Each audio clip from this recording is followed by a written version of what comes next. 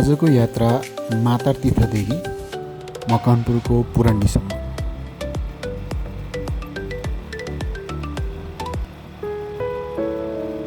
मातार तीर्थदेखि मकवानपुरको सिमाना माथि डाँडासम्म लगभग झन्डै 25 देखि 30 मिनटको यात्रापछि हामी माथि डाँडामा पुग्न सक्छौँ र यो बाटोको भिडियोहरू मैले राख्छु।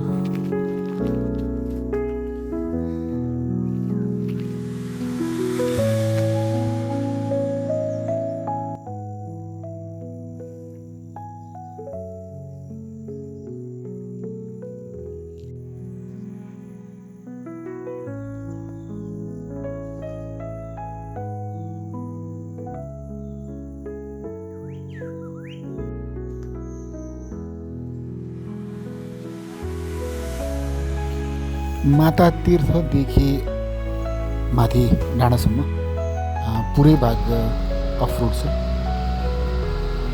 कहीँ कतै ढलान पनि छ भने बाँकी भाग सबै बनाउन बाँकी छ र बिस्तारै बन्दै पनि छ।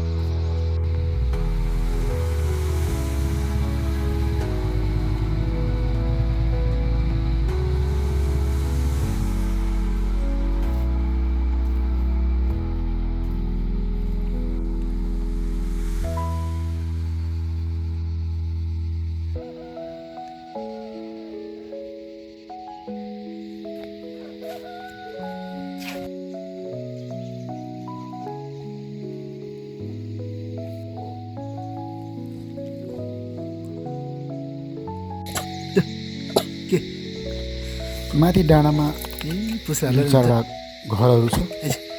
त्यो बाहेक हामीले खासै बाक्लो बस्तीहरू देख्न पाउँदैनौँ। यति बेला म सानो बस्तीमा आइपुगेको छु।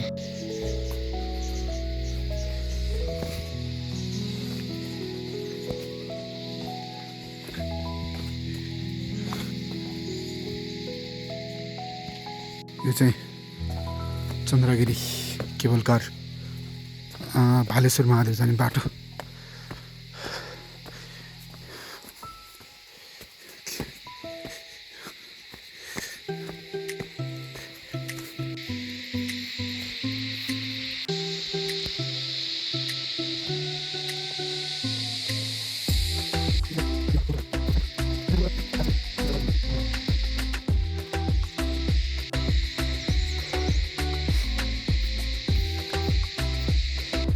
काठमाडौँको एउटा राम्रो हाइकिङ रुटमध्ये यो पनि एक हो।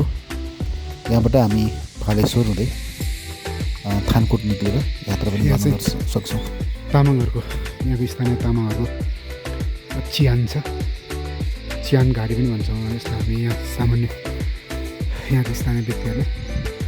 अनि हामी यो बाटो गयौँ भने चम्पादेवी पुग्छौँ। अनि छाप भन्ने ठाउँ पनि यो डाँडाभन्दा त्यति पर पर्छ। अनि यो अगाडिको चाहिँ मैले देखाइरहेको छु यो नेपालको पहिलो जुन रोपवे छ, रोपवेको स्टेसन। यतापट्टि काठमाडौँ पर्छ भने यतापट्टि धादिङ मकवानपुर पर्छ।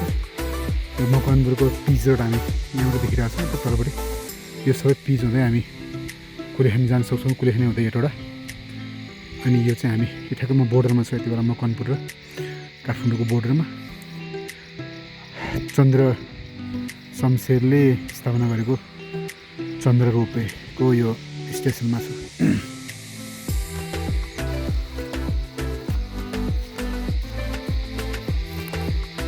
यो जुगा लाग्ने सिजन त होइन, तर यहाँ जुगा लाग्छ।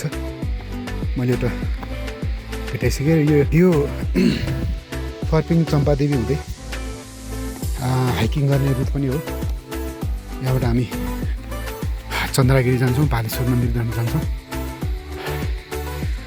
अनि त्यसपछि त्यहाँबाट हामी कति रोड लिन्छौँ। सामान्यतया यो हिउँदमा धेरै प्रयोग हुने पदमार्ग हो, तर अहिले बर्खा महिना भएर चहलपहल छैन र म धेरै माथि आइसकेँ। यति बेला यसरी बाटोमा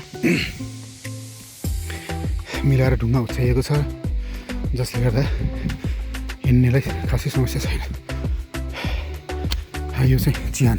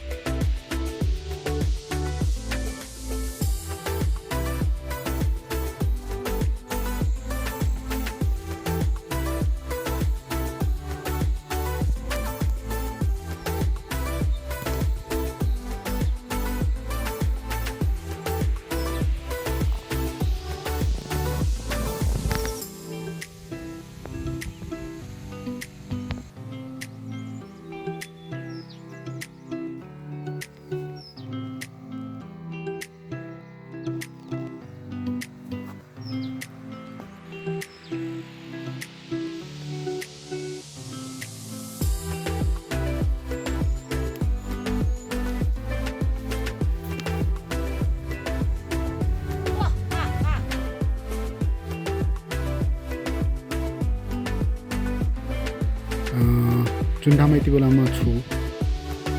यो ठाउँ तपाईँ आउनुभयो भने एकछिनसम्म यो ठाउँ छोड्नु मन लाग्दैन। एकदमै शान्त अनि चारैतिर हरियाली, वनको बिचमा रहेको यो गाउँ। अनि तलबाट पिच रोड सुरु छ, यहाँसम्म चाहिँ अफ रोड छ, कच्ची रोड छ। त्यसपछि अब अलिकति थोरै तलबाट एकदम सफा चिल्लो पिच रोड छ, पक्की सडक छ।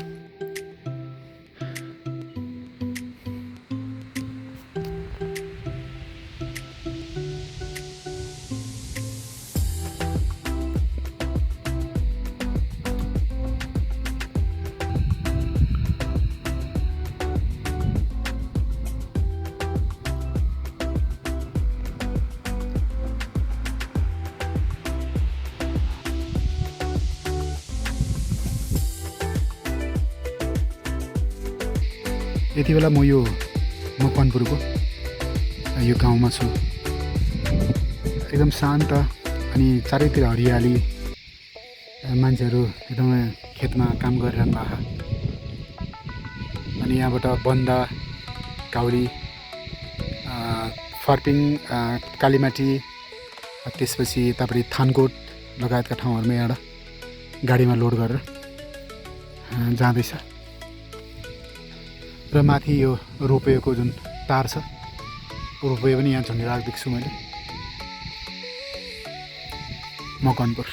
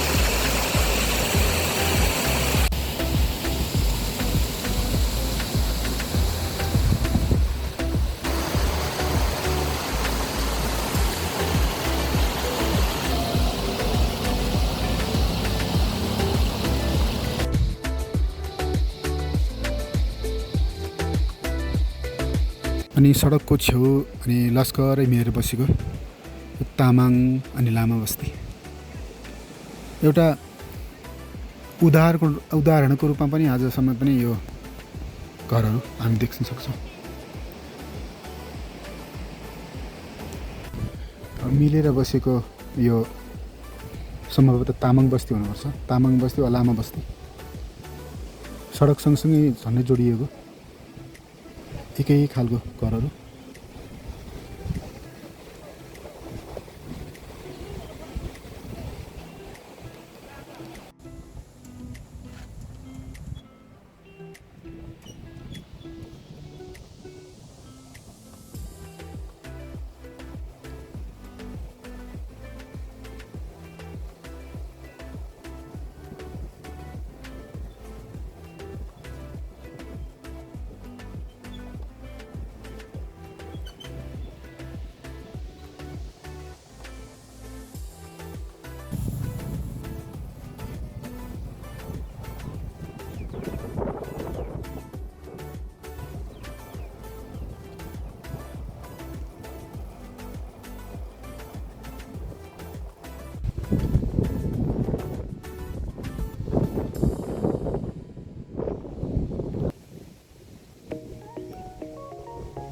अनि यहाँको स्थानीय उत्पादन बन्दाकोपी, काउली लगायतका एकदमै बारीमा खेतमा हामी टन्नै देख्न पाउँछौँ। यहाँ दिदी खेतमा मेहनत गरिरहनु भएको।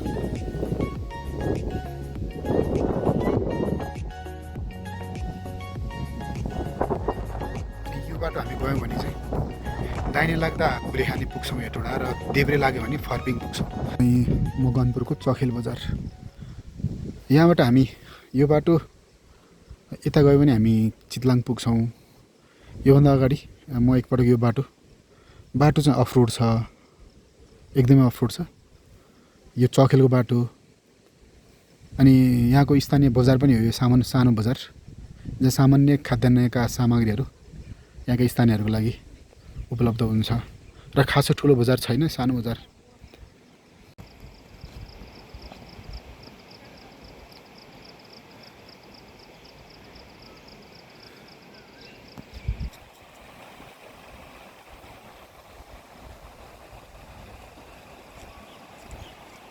गाउँको विशेषता भनेको यो पनि हो, मिलेर बसिएको एउटा बस्ती।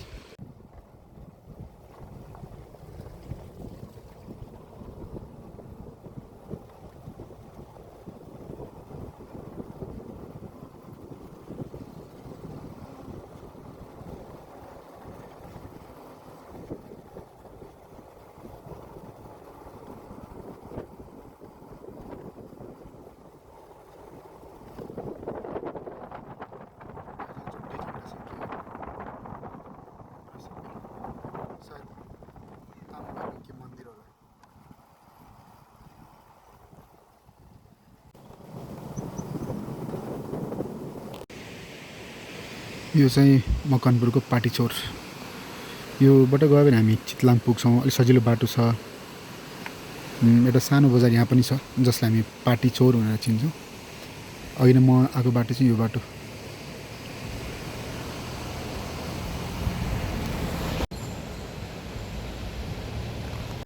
यो चाहिँ महालक्ष्मी खोला। यो बाटो हामी फर्पिङबाट जान्छौँ दक्षिणकाली हुँदै भने यो बाटो चाहिँ हामी हेटौँडा जान्छौँ। यो बाटो हेटौँडाबाट टाटो सुमो लगायतका गाडीहरू यो बाटो भएर अलिक बढी रूपमा चल्ने गर्छ। महालक्ष्मी खोला मकवानपुर।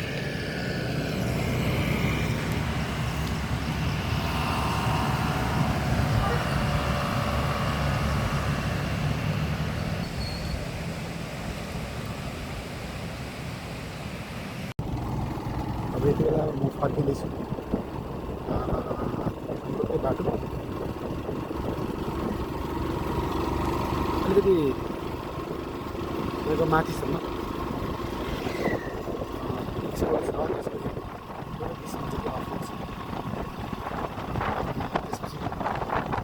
फेरि अफ हुन्छ।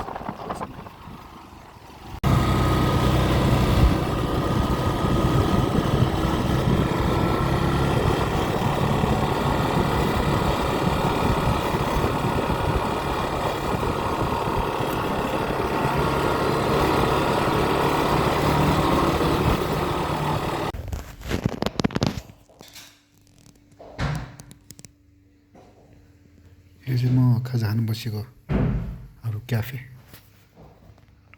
यो के गाउँपालिकामा पर्छ दिदी? यो इन्द्र सरोवर है भनेपछि कुलेखानी होइन, इन्द्र सरोवर भने? ए अच्छा, इन्द्र सरोवर गाउँपालिकाको यो क्याफे।